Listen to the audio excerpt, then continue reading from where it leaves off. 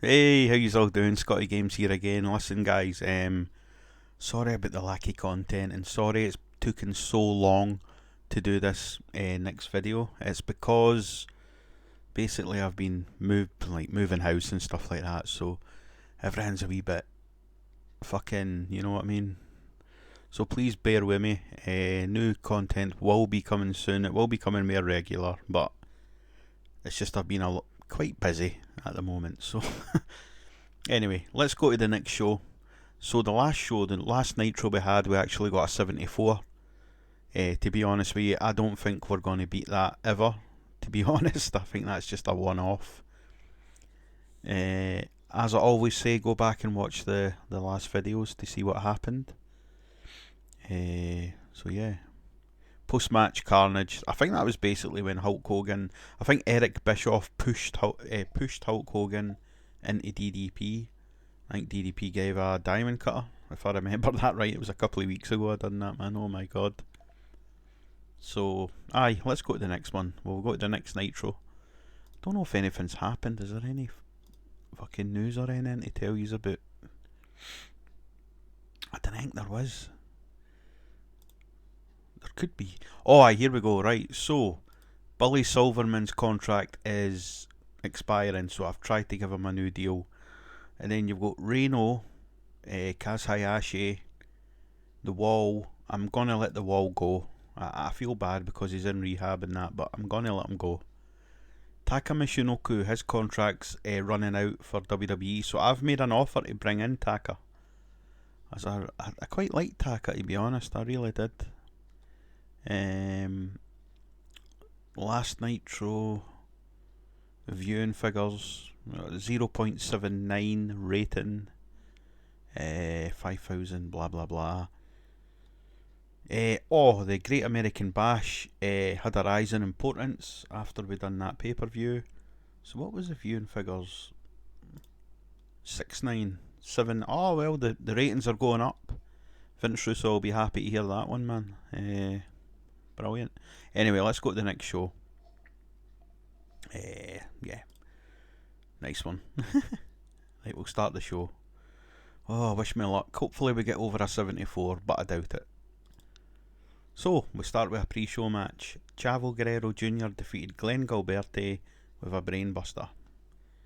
They have great chemistry, which showed in their performance. Well, nice one. 62 rating. Fucking hell. That's probably got to be better than any other match on the card. Oh, by the way, I'm starting a tournament in this show as well. So we've got a tournament to who's got to be the number one contender. Whoever wins the tournament will face Booker T at Bash at the Beach. Kaz Hayashi and Fit Finlay. Fit Finlay defeated Kaz Hayashi with a tombstone. I got a 50. Pretty good. That'll do. What we got next? So Jamie Noble, Shark Boy defeated Jamie Noble with a diamond dust. So Shark Boy makes his debut on a pre-show match. So it's good to see Shark Boy. There we go. 44 rating. Right, let's go to the main show, guys. Oh, wish me luck. And once again, I apologise in advance for all my writing. Oh, by the way, it's been held in front of 7,515 fans. Right, so let's see. Oh my god, I'm so sorry. The pyro explodes and the announcers recap what happened last week. We see the footage of when DDP gave Hulk Hogan the diamond cutter. So Hogan's music hits as he and Eric Bischoff walk to the ring. This has got to be full of fucking spelling mistakes, no doubt. Hogan is wearing a neck brace, looking in pain, whilst Bischoff gives his usual swagger and smirk. Let me tell you something, brother. Last week DDP tried to end my career. He tried to end the legacy of Hulkamania. He gave me a diamond cutter, and now look at me. I can't even move my neck without pain shooting down my back. Paige, you crossed the line, brother, and I'm not gonna let you get away with it. Suddenly Nirvana plays Smells Like Teen Spirit, and we see DDP on the ramp. He doesn't fully walk to the ring, but instead stands halfway on the ramp. DDP says, "Whoa, wait a second. Pump the brakes here, Hulkster." Before you point that crooked finger at me, why don't we roll the footage from last week? Let's take a look at what really happened. So DDP then points at the Titantron as we see Bischoff clearly shove Hogan into DDP's arms. Hogan's eyes go wide when he sees this. Well, it wasn't me just jumping you out of nowhere. It was your little buddy Eazy-E. He sent you flying into me. So Hogan then turns towards Bischoff looking confused and angry. Hogan says, "Wait a minute, Eric. What the hell is this, brother? What the hell is going on here?" Bischoff says, "Hulk, please. That's not what it looks like. That footage has been tampered with. It has been edited. He is trying to drive a wedge between us. You know me. I would never do anything to hurt you. Don't listen to him. He is trying to manipulate you." So Hogan doesn't look convinced. He keeps staring at Bischoff whilst breathing heavily. That's a bit too far. Right, let's see what else I've wrote. Fucking hell, what else have I fucking wrote, man? Right, give me a second. Sorry guys about that. So DDP says, "Look at the Hulkster, finally realising his little pal isn't so loyal as he thought. Bischoff only cares about one person, and that's himself. He threw you into me to paint me as the bad guy. You ain't mad at me, you're mad at him." Hogan says, "Eric, if I find out you pushed me into that diamond cutter, then me and you will have a big problem, brother." DDP says, "Hey Hogan, you can believe your little puppet master all you want, but the evidence is there in living colour. So whatever you guys got for me tonight, then bring it on." Bang. Here we go. I got a 74 rating. And the Authority Powerline storyline advanced and gained heat. Smashing. So we go to the first match. So it's a Lance Storm Invitational. The man to accept the Invitational today is Too Cold Scorpio. Lance Storm won by a single leg Boston Crab, and he makes defence number 4 of the WCW United States title. The match got the crowd hotter. Lance Storm got a 72. 70 rating. Nice, man. That's good. Really good start to the show. So then the camera cuts to the parking lot where a limo has just pulled up. Out steps Booker T wearing shades and carrying his WCW heavyweight title. Before Booker T can even go inside, he's met by Eric Bischoff, Hulk Hogan, and a bunch of WCW mid-card heels. Bischoff says, "Well, look who decided to show. It's the champion. Booker, I warned you last week that if you ever disrespect this company again by arriving late, there will be consequences, and guess what? Tonight is the night you pay up." "Listen, sucker, I don't answer to any of you guys. I'm the champ, and I run on Booker T time. Now can you dig that, sucker?" "Listen here, brother. You think you're bigger than WCW? You better think again. Oh no, sorry. You think because you have the belt you can just scroll. I told you there's got to be spelling mistakes. You think because you have the belt you can just stroll in whenever you want? No, dude. That belt means you belong to us. You're showing all these fans that the champ doesn't give a damn about them or this company." Bischoff then says, "Let's cut to the chase. You will pay the price tonight. And no, I don't mean money. You will be in 3 different matches tonight and defending that belt. Let's just see how Booker T time really matters." Booker says, "You can bring the whole damn locker room. I don't give a damn. I'm walking in the champ and walking out the champ. And when it's all said and done, both of you remember this. Don't hate the player, hate the game." So then Bischoff and Hogan laugh as Booker T storms past to enter the building. I got a 75. Fucking hell, good show so far. Booker T benefited from having a hot catchphrase. "Don't hate the player, hate the game." And the Authority Power storyline is advanced and gained heat. Fucking magic. So, a good match. So this is the first tournament match. I wasn't too sure how to do the... Oh, it is the patch. That's brilliant. So, the first tournament match. So there's basically 8 competitors, 8 wrestlers. So, it's basically a quarter final. So, a good match. Diamond Dallas Page defeated Canyon by pinfall with a diamond cutter. The match was part of the World Title Tournament. So Canyon 68-72, they have pretty good chemistry. It lifted the match 78. Fucking hell, man. Jeez, oh. What a show so far. So, the camera cuts to backstage where we see Hulk Hogan and Bischoff with the Nasty Boys.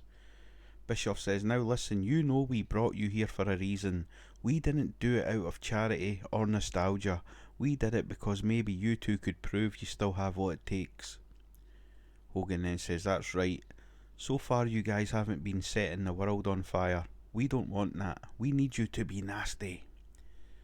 Tonight the both of you are going to face Booker T in a handicap match. Even if you lose, we need you to soften him up. You better take him to the limit, because if you don't, then I see no reason for the Nasty Boys to still be around in WCW. Hogan says, wait a second, brother. This is not what we agreed. You're once again making decisions without me. This has to stop, dude. Knobs then interrupts by shouting, don't worry about a thing. Booker T is gonna find out what nasty's all about. Bischoff says, get out and do it. Booker T, you're gonna wish you had never shown up late again. And I got a 47. Fucking hell. Nasty Boys. So the Authority Powerline story... Oh, fuck's sake, I keep saying that. The Authority Power storyline has advanced but lost heat. 47. Jeez, oh. Business as usual. So, it's a decent wild brawl. Booker T defeated Nasty Boys in a handicap match when Booker T pinned Jerry Sags with a bookend. Booker T carried the match. Good chemistry. Hot new move for Booker T. Great performance from Booker T. Sags is getting better at his gimmick. That got a 66. That's still pretty good. And the crowd are still very hot, which is good. So, Nasty Boys losing again. So that's Booker T's first match of the night. He's obviously got 3 matches. There's the first one that he's won. Magic. So, a wild brawl that had a decent reaction from the crowd but subpar wrestling. Vampiro defeated Mark Jindrak by pinfall with a Michinoku driver. Vampiro makes defense number 2 of the WCW World Hardcore title. 2 crazy matches in quick succession didn't really work out. They need a yeah, I made a mistake there by putting the handicap match a wild brawl.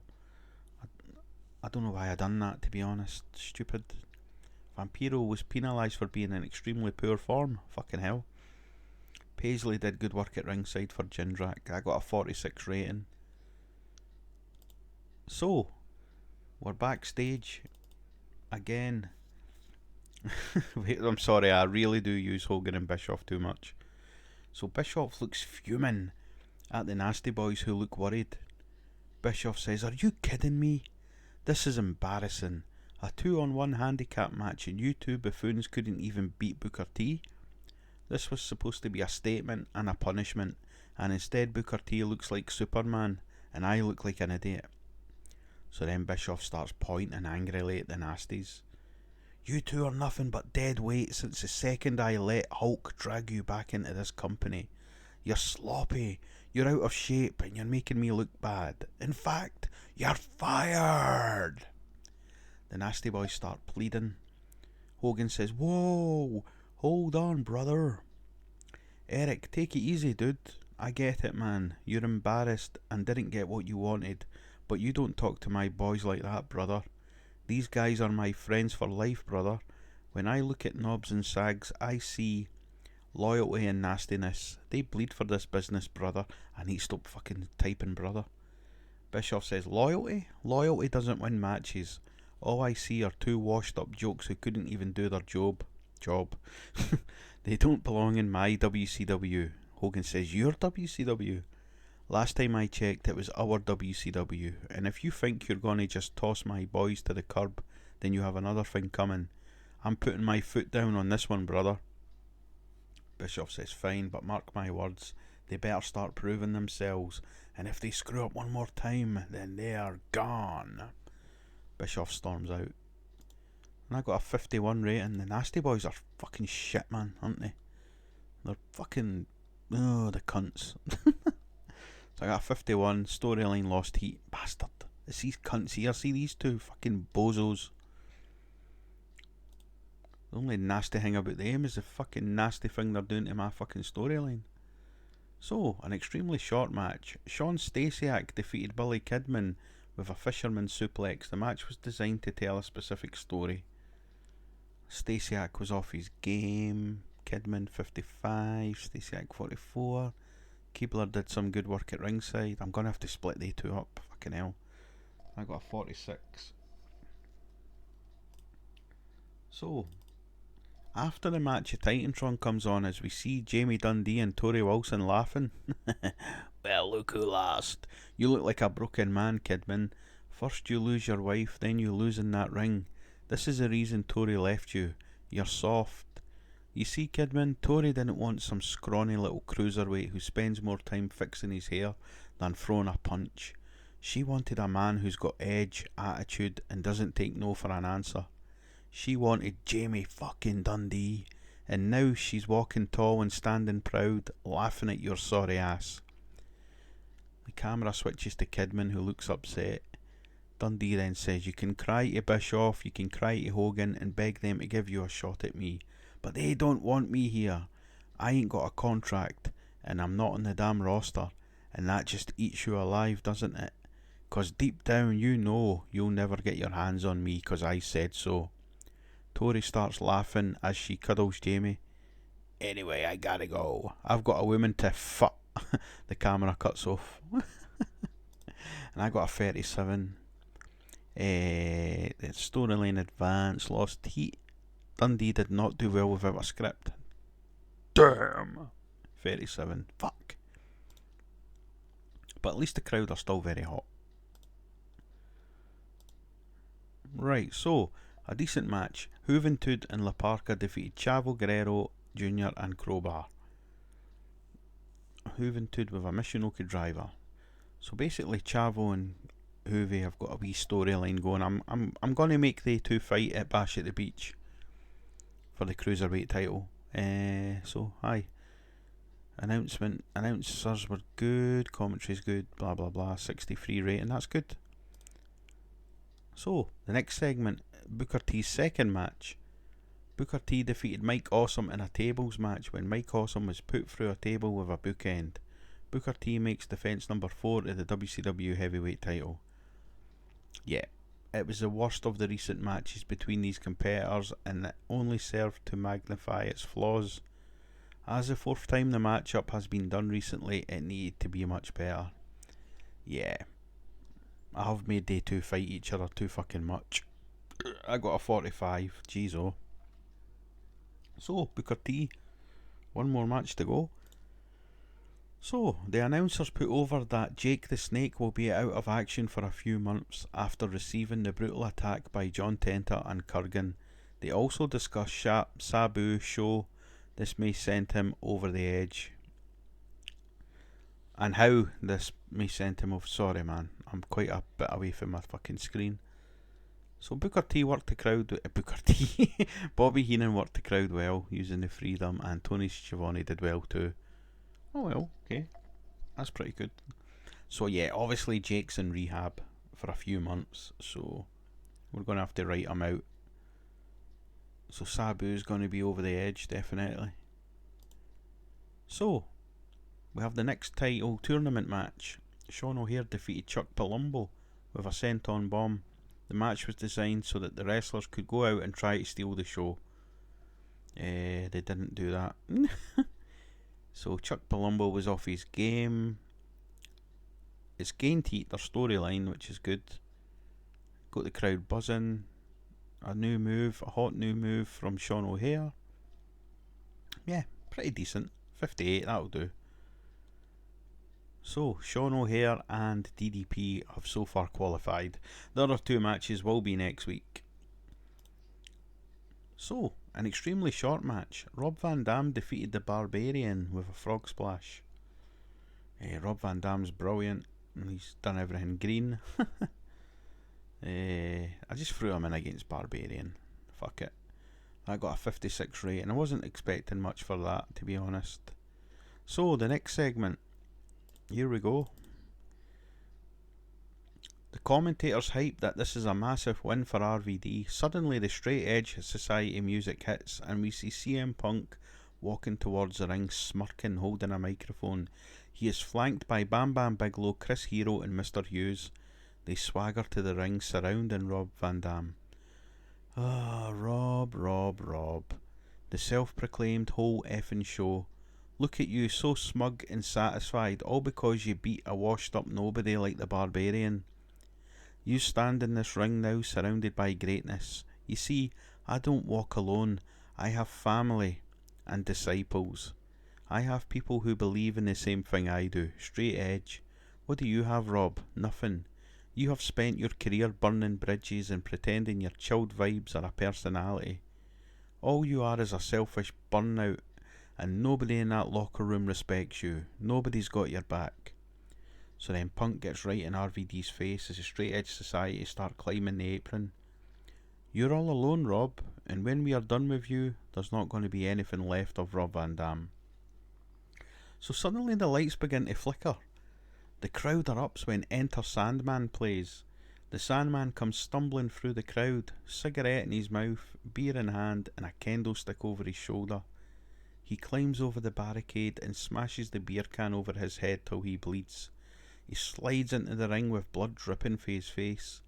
He whacks Mr. Hughes with the candlestick and does the same to Bigelow and Hero. So only Punk is left in the ring. He stares at the Sandman in disbelief and jumps out the ring.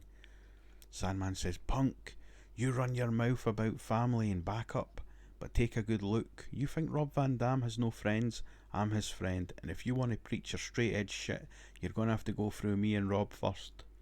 The Sandman then raises RVD's hand as we see Punk shout, this isn't over. So the Sandman is here. Or Hack, as I've got him. I need to change that to the Sandman. There needed to be a little more star power in the segment to have Hack fighting for that long. He wasn't fighting. Oh no, he was actually, wasn't he? He came out and attacked. So yeah, there we go.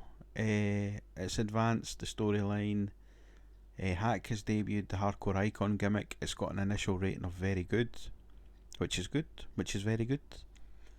But I will be changing him to the Sandman. He's no going to be Hack. I got a 48. So, the Sandman is now in WCW. Love it. So, main event time.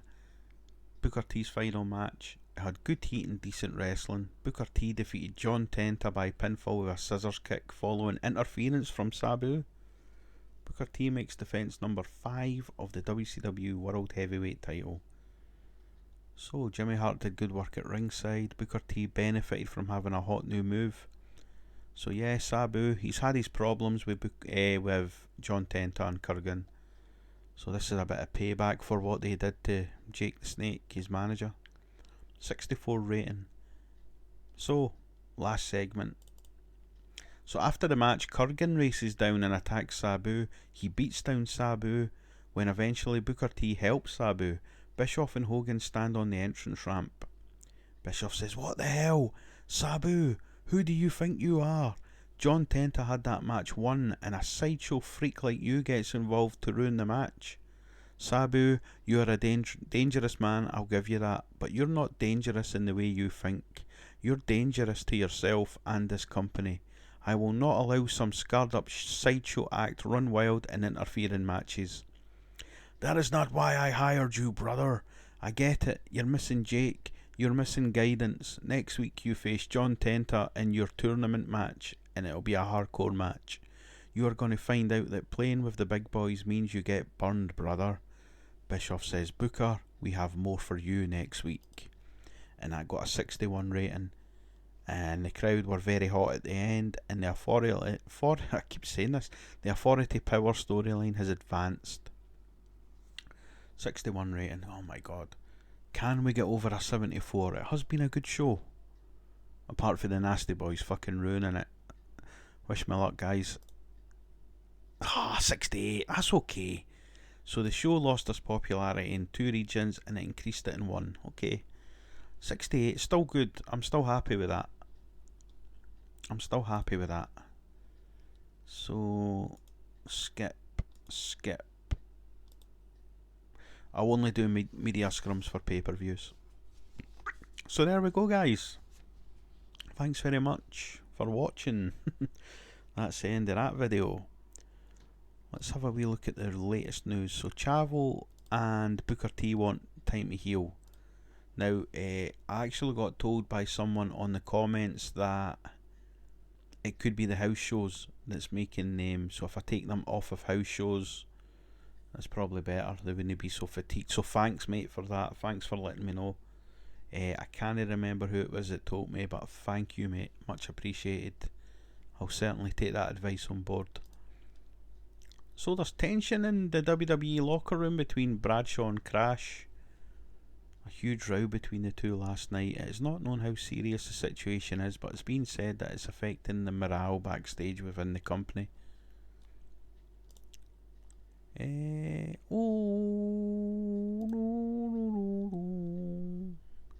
So, the feedback from viewers has been great. It's drawn a lot of praise. Some insiders have become worried by the recent schedule of Booker T. Right, okay, that's my fault, man. Putting him in about fucking 3 matches a night, man. I'm talking about house shows as well. It's my fault. I've just put him in 3 matches.